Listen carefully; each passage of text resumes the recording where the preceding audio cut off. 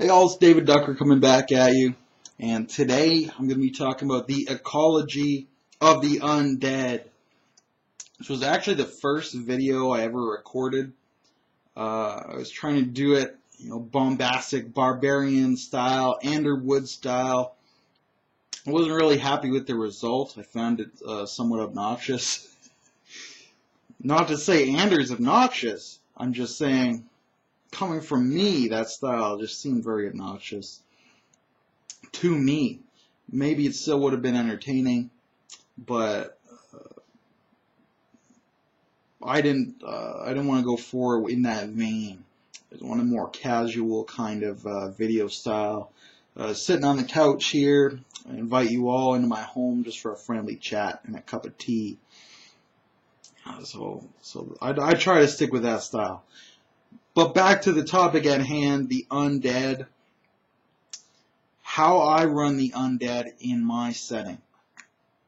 And I pretty much any setting there are undead in, I run it this way. I find there's a tremendous problem in a lot of settings where the undead aren't ecologized, or they aren't ecologized well. You don't know why they're created, or how, or by what. Or if there's a difference between undead that naturally occur and those summoned up by necromancers. So a lot of unanswered questions. Even if you read something like the Libris Mortis, which is a supplement Wizards of the Coast released, it's not very good. The ecology in it, I didn't enjoy. And that's just my opinion. Some people love that book. I found it very, very superfluous. Nothing there was interesting or useful to me. So, how I do the undead. First of all, why do the undead occur? How do they happen? Well, in my games, when your character passes on, when they die, their soul moves out from their body to seek their afterlife.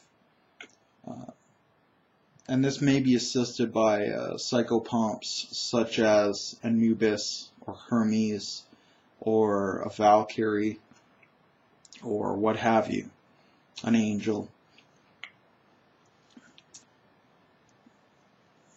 But in order for that to happen in my games, in order for your character's soul to move on to the afterlife, to find their proper afterlife, the psychopomps have to be able to find them. So Valkyries have a good habit of showing up on the battlefield. They'll just collect all the souls right there. Hermes will have to seek your character out in his grave. Same thing with Anubis. You'll have to seek him out in his grave. So if your character, though, doesn't die in battle directly, or doesn't have a grave, that's when their soul can't flee to the afterlife. Their soul is trapped in this rotting body. And sometimes they can't find their own way, or sometimes a psychopomp can't find them. But not all of the time. And that's when undead occur. Essentially, undead in my game are ghosts that are trapped in a body. Now, eventually, if that body fully decomposes, you're just left with a ghost. They're trying to move on, trying to find their way to the afterlife, hoping that a psychopomp will find them and guide them out. But in the meantime, they're just trapped here on this plane. That doesn't sound so bad, doesn't sound so dangerous, it sounds sad and melancholy and haunting, as ghosts are wont to be. But in that initial stage, when it's just a zombie, there's another path they can follow, where instead of waiting to be rescued by a psychopomp, they can start to feed on the flesh and blood of the living. And if they do so, it restores their body. So starting out as a zombie, if they feed successfully on the living, their body will regenerate somewhat and they'll become a ghoul, which are faster, stronger, but still hideous, still very inarticulate. If they can continue to feed, eventually that ghoul will become a vampire. And vampires, of course, are not so hideous, and they are articulate. Their tongues aren't swollen in undeath. They can speak again. And they can continue this cycle, regenerating continuously, potentially forever. So in my game, that's how the ecology of the undead work. If you're not properly buried, if a cycle pump can't find you, your soul remains in your body, and it can animate that body, feed on the living to regenerate it, and eventually become a vampire. Now, as I said, the other way that could go, if you can't successfully feed, eventually the body will decompose to the point where you're a skeleton, and that's where animated skeletons come from. Now, they cannot feed at that point. They don't even have the rudimentary digestive system that's required. And eventually, if those bones are destroyed or fade away, even bones can be ground down by the passage of time. That's when ghosts come about. So a very different kind of feeling from that type of undead, much more haunting and melancholy. And same thing too, if you destroy the body of a zombie, for example, the body might be destroyed, but the spirit still remains, which could become a ghost, unless you take the pains to actually finally lay that body down and bury it properly. And this gets into the great burial rituals. Dwarves have to be buried in stone. Elves need trees planted over their body, soul trees. Orcs cremate their dead. I believe ogres engage in ritual cannibalism. Humans generally just bury their dead in the dirt, generally. But this is where you can get something like knowledge religion on a lay character, on someone who doesn't have the ability to call forth miracles, but hopefully they can still do the proper rituals to bury the dead so they don't rise. So this is where, 1 point of knowledge religion can make a big difference. If you're trying to lay down this bandit you just killed and keep him from rising up as a zombie, knowledge religion that's extremely useful. This also brings in great possibilities for paladins, especially paladins of the gods of death, the paladin of Anubis, a paladin of Hermes, a paladin of Hela from Norse mythology. These paladins, orders of paladins, have to go out and put down these undead because they're naturally occurring. If someone's wagon is traversing a mountainous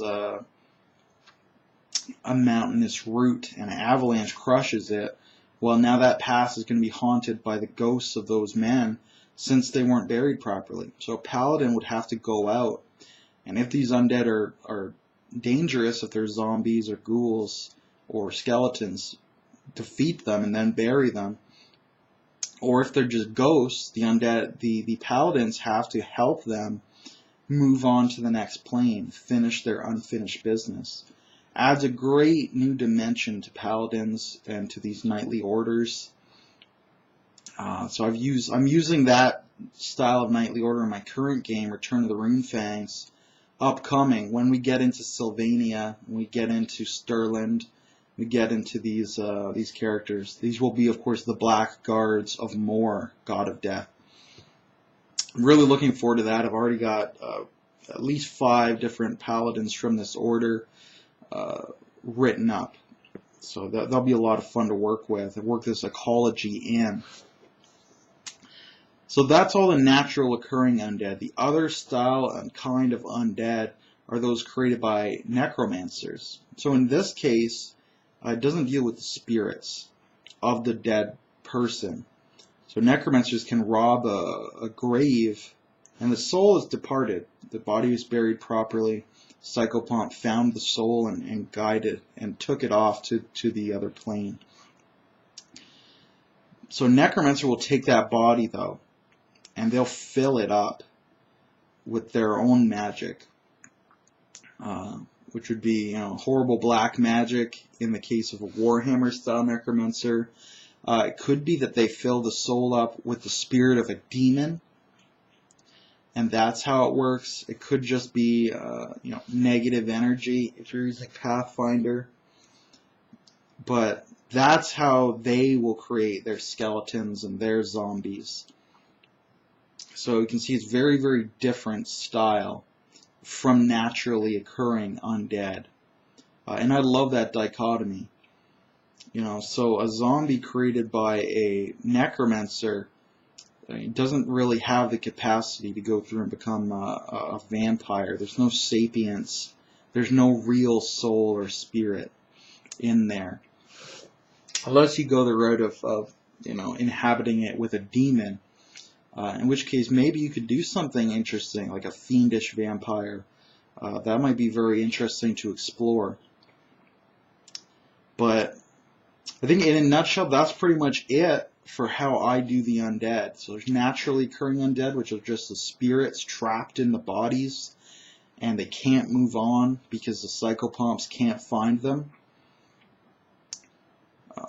And then there's the necromantic undead, which are just bodies animated by magical energy, not by spirits and souls, just by magical energy. And I guess I could get onto liches, and that's, kind of an intentionally created, naturally occurring undead. Very specific case would be like a lich, or if someone wanted to become a vampire. So that's about it. Leave me any comments below about how you do undead in your games. If you think this is a good idea, bad idea. If you think I misjudged the Libris Mortis and it actually did explain how it makes sense, leave that comment. I always love to hear feedback, and you're not going to hurt my feelings by telling me I'm a piece of trash, because I don't care. So I'm going to be signing out now before I ramble any longer at you. Everybody have a good day.